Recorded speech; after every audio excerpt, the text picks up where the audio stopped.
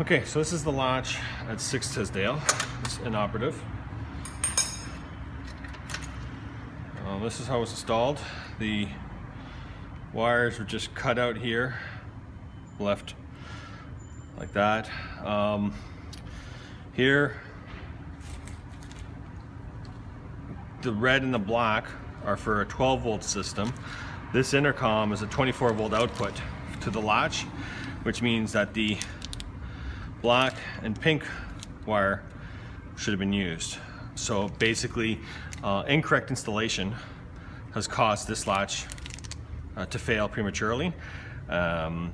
So it's rated for 250,000 cycles, but at the proper voltage. So unfortunately, there's no warranty on this because it's incorrect installation. So we're gonna go ahead and install it properly using all the proper connectors, proper pigtails, and proper wire colors, and bingo, Bob's your uncle.